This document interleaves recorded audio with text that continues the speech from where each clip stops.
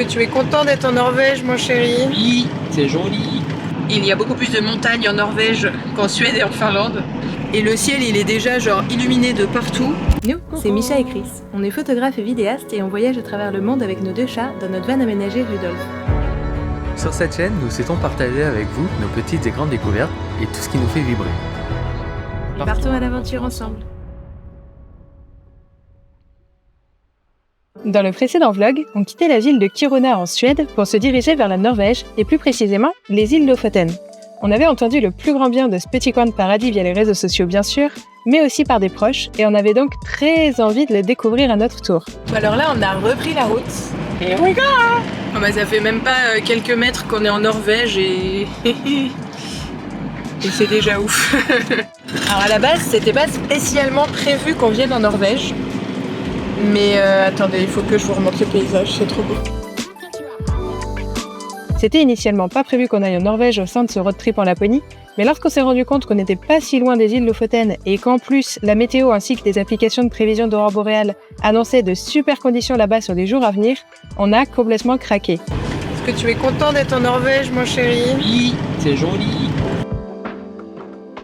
Après s'être renseigné un peu avant sur internet, on avait vu que beaucoup d'air camping-cars étaient fermés en cette saison en Norvège et que celles qui restaient étaient soit très chères vu les services proposés, ou alors complètement blindées. Et au début, on hésitait pas mal niveau timing et niveau budget aussi parce que c'est bien connu, la Norvège c'est pas mal plus cher. On a donc opté pour faire du camping sauvage sur place, mais ça impliquait alors pour nous d'être très limité en électricité et en chauffage pour les jours à venir. On s'est dit que quand même ça valait le coup de tester et du coup nous voilà. Ah là là, faut que je vous montre. En plus, on arrive avec le coucher de soleil, alors forcément, ça ne fait que rajouter à la magie du paysage, j'ai envie de dire. On est là que depuis quelques minutes et c'est déjà trop. C'est plus grand là. Désolée pour les petits grelots, c'est ce petit bonhomme là qui fait du bruit. À défaut de voir des rennes en vrai, écoutez, on en a accroché un là.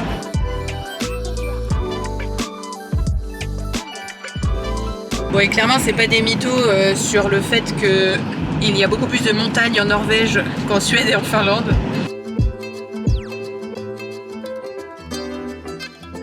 Ça y avoir du vent.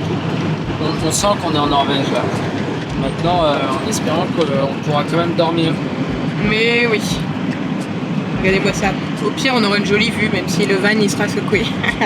La météo, ainsi que les applications de prévision d'aurore boréale, annonçaient de bonnes conditions, mais uniquement pour les 2-3 jours à venir, avant de relancer sur une nouvelle vague nuageuse et de froid.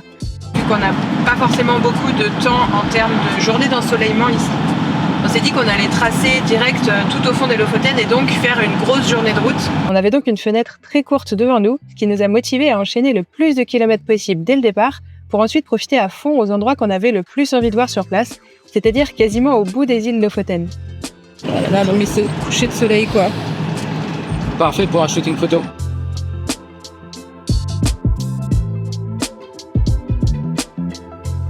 Bon, en vrai, on commence à comprendre ce que raconte tout le monde sur le fait qu'en Norvège, le problème, c'est que toutes les 2 secondes, t'as envie de t'arrêter, faire des prises de vue. La route est agréable à faire. Et encore une fois, on est assez tranquille aussi sur la route, hein, comme vous pouvez le voir. Ouais. En 2 jours, on va avoir 48 heures de rush. Comme disait Chris tout à l'heure, on n'a pas vraiment l'impression de juste faire de la route, quoi. On est en train de visiter. C'est aussi l'intérêt, je pense, d'être en van, c'est qu'on profite d'autant plus quand même du paysage. Fais gaffe, c'est beau aussi à ta gauche. Je gâche pas trop la vue, ça va. Je me pousse.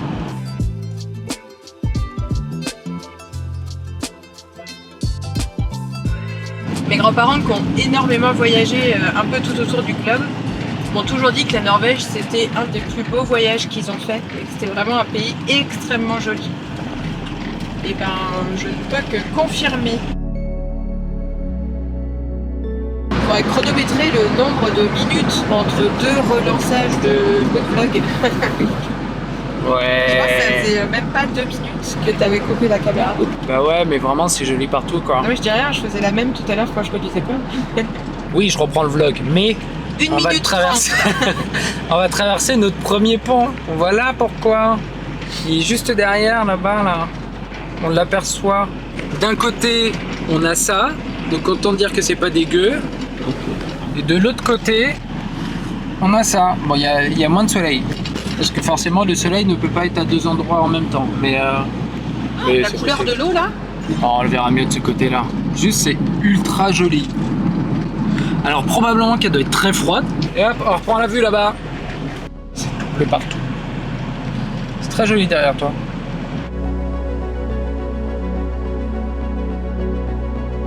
Alors en ce qui concerne les aurores boréales, là ce soir il n'y aura presque pas de nuages là où on va, c'est-à-dire au bout des Lofoten. Et les capés potentiels dans les heures qui arrivent, dans le rouge le plus total, ça veut dire trop de probabilité de voir des aurores boréales ce soir quoi. Et demain pareil, c'est trop bien, il n'y a plus qu'à ce que ça se concrétise. Croisons fort les doigts. Et nous étions très chanceux car quelques heures plus tard...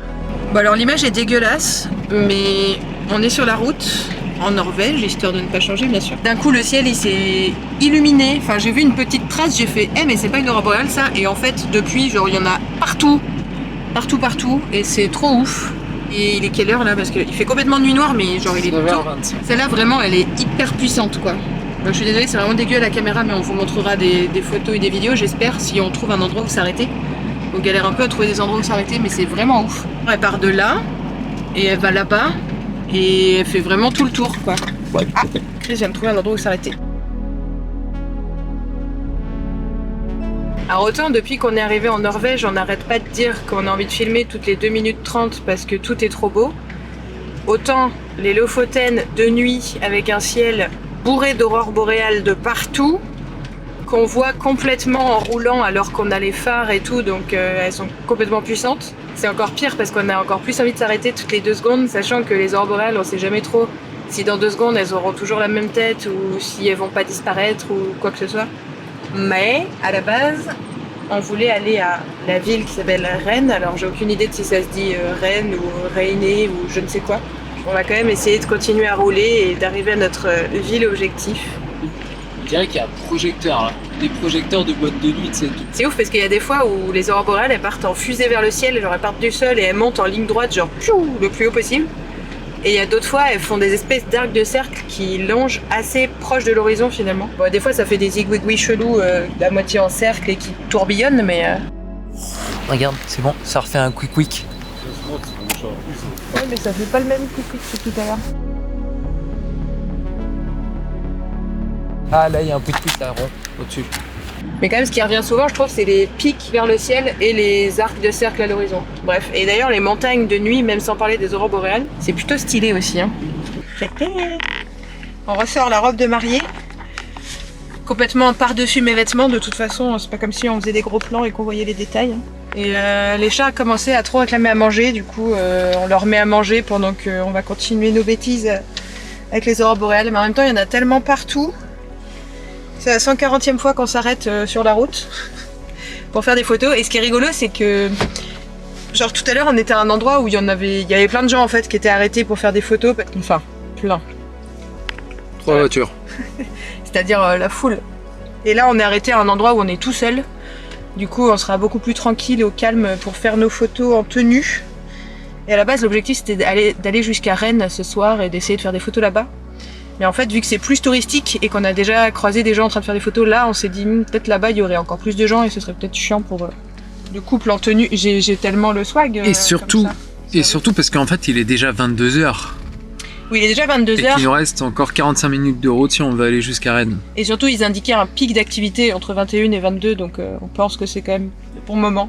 Et au pire, on sera à Rennes demain probablement, donc bon, je suis prête dans ma tenue magnifique.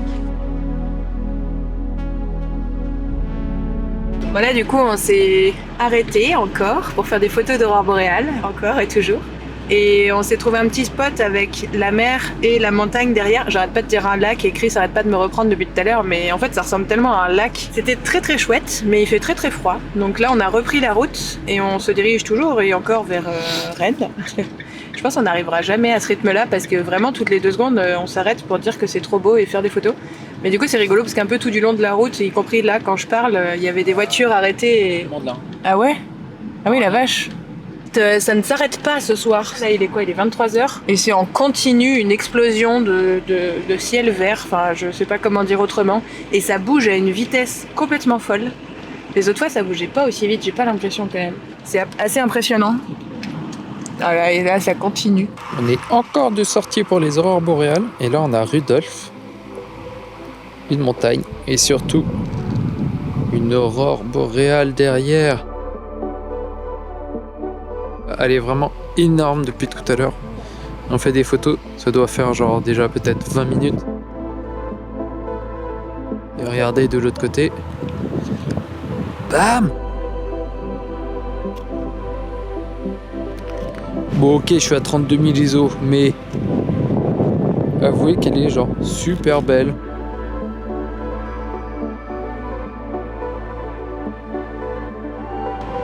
Va-t-on arriver un jour à la ville où on voulait arriver à la base? Je ne sais pas.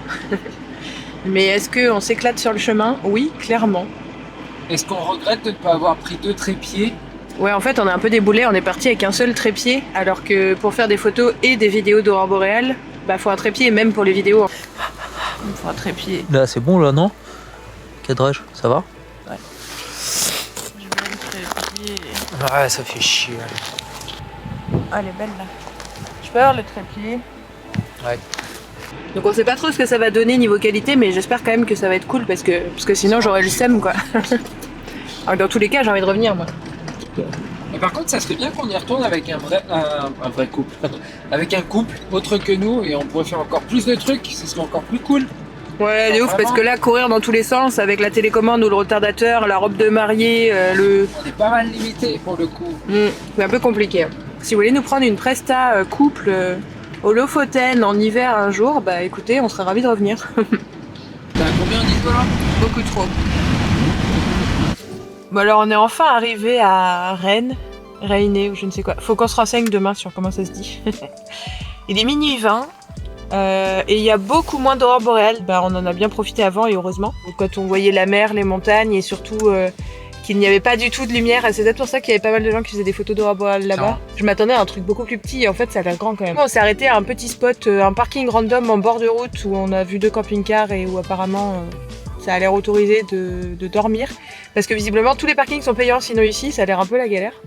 Et payant, genre vraiment cher. Genre, tu payes 35 balles ta place de parking et il n'y a rien. Il n'y a aucun service. Genre, c'est le prix des campings en Suède.